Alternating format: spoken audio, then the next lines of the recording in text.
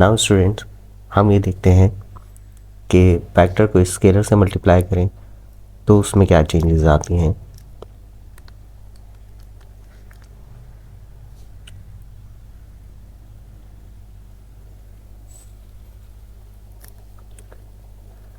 Suppose हमारे पास time एक scalar quantity है और इसकी वैल्यू है, इसका मैग्नीट्यूड है 2 seconds and velocity is a vector जिसको हम लिख सकते हैं 2i माइनस 2j प्लस के और इसकी यूनिट है मीटर पर सेकेंड। अगर हम इस वेक्टर को स्केलर से मल्टीप्लाई करें तो हम इस तरह से लिख सकते हैं t multiply by v which is 2 into 2i minus 2j plus k and it is equal to 4i minus 4j plus 2k। तो स्टूडेंट्स, हम जानते हैं कि टाइम को अगर वेलोसिटी से मल्टीप्लाई करें तो हमारे पास जो वेक्टर आता है वो डिस्प्लेसमेंट वेक्टर होता है। तो हम ये देख रहे हैं कि अगर किसी स्केलर को किसी वेक्टर से मल्टीप्लाई करें तो वेक्टर ही तब्दील हो जाता है। इससे पहले हमने देखा था कि अगर हम किसी नंबर को किसी वेक्टर से मल्टीप्लाई करें तो वेक्टर वही रहता है, सिर्फ उसके मैग्नीट्यूड और उसकी डायरेक्शन में चेंजेस आती हैं। अगर पॉजिटिव नंबर से मल्टीप्लाई कर रहे हैं तो डायरेक्शन सेम रहती है और उसके मैग्नीट्यूड में इजाफा हो जाता है, और अगर नेगेटिव नंबर से मल्टीप्लाई करें तो उसकी डायरेक्शन ऑपोजिट हो जाती है और उसके मैग्नीट्यूड में इजाफा होता है। लेकिन अगर किसी स्केलर को मल्टीप्लाई करें वेक्टर से तो वेक्टर ही डिफरेंट हो जाता है। जैसे यहाँ पर हम देख रहे हैं कि टाइम एक स्केलर क्वांटिटी है, velocity as a vector quantity. तो अगर टाइम को वेलोसिटी से मल्टीप्लाई करें तो हमारे पास जो वेक्टर आता है वो डिस्प्लेसमेंट वेक्टर होता है, और this displacement vector is different from velocity vector. Magnitude में क्या चेंज आता है ये देखते हैं। तो अगर इस वेलोसिटी वेक्टर का मैग्नीट्यूड हम कैलकुलेट करें तो हमें पता है कि इसका मैग्नीट्यूड आएगा 3 मीटर पर सेकेंड, और अगर हम डिस्प्लेसमेंट वेक्टर का मैग्नीट्यूड कैलकुलेट करें तो डिस्प्लेसमेंट वेक्टर का मैग्नीट्यूड आएगा 6 मीटर्स।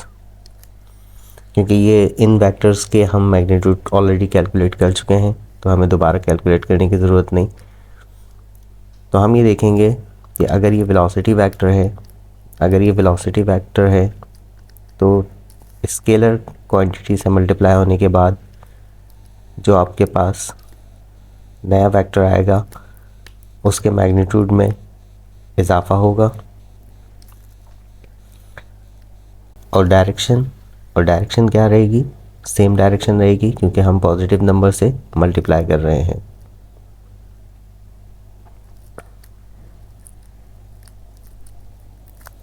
नाउ स्टूडेंट्स, अब हम ये देखते हैं कि अगर किसी वेक्टर को किसी स्केलर से डिवाइड करें तो क्या होता है। Again suppose a time is a scalar quantity and it's value is 2 second and we are taking momentum vector as 2i minus 2j plus k।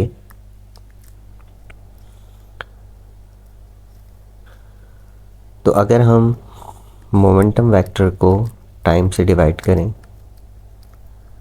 तो ये हो जाएगा 2i minus 2j plus k divided by 2। यहाँ पे momentum vector की जो unit जो हम कंसिडर करेंगे वो है किलोग्राम मीटर पर second.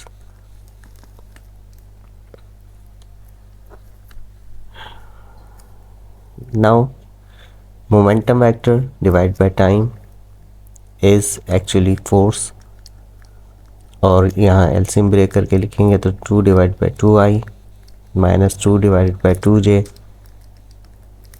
Plus 1 divide by 2k। तो ये हो जाएगा 2 से 2 कैंसिल आउट, 2 से 2 cancel out, it is i minus j plus 1 divide by 2k which is f। और इसको हम न्यूटन्स में रिप्रेजेंट कर सकते हैं। तो इसका मैग्नीट्यूड अगर हम कैलकुलेट करें, इसका मैग्नीट्यूड कैलकुलेट करें तो इसका मैग्नीट्यूड आएगा 3/2 न्यूटन्स।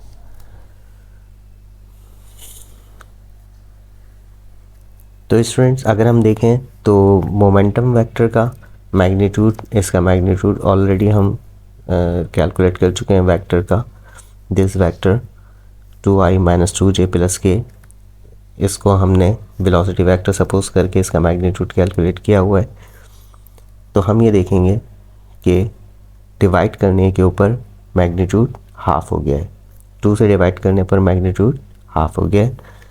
लिहाजा अगर हम ये मोमेंटम का एक वेक्टर हम बना रहे हैं, this is a vector of momentum, तो हम देखेंगे कि जो फोर्स का वेक्टर बनेगा which is equivalent to momentum vector divided by time. तो ये मोमेंटम वेक्टर की हाफ लेंथ पर होगा।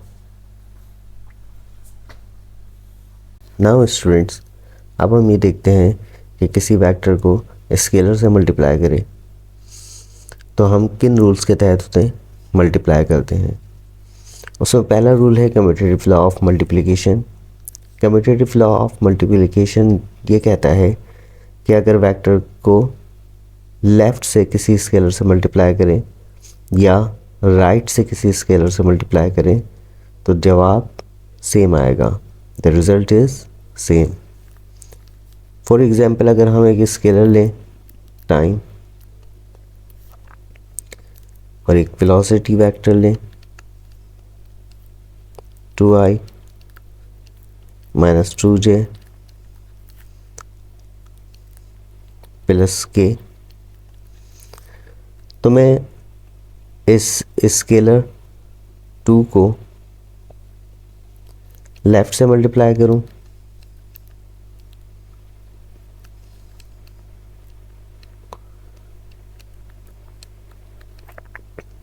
या इससे स्केलर को मैं राइट से मल्टीप्लाई करूं,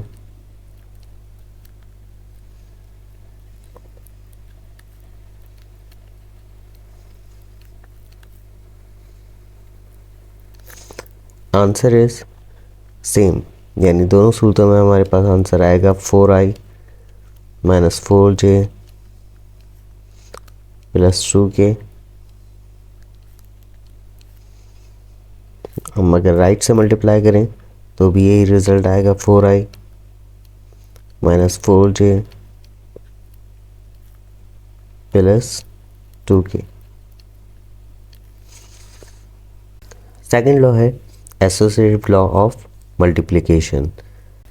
यानी एसोसिएटिव लॉ ऑफ मल्टीप्लिकेशन क्या कहता है, वो ये कहता है कि ब्रैकेट की तब्दीली से रिज़ल्ट के ऊपर कोई फ़र्क नहीं पड़ता।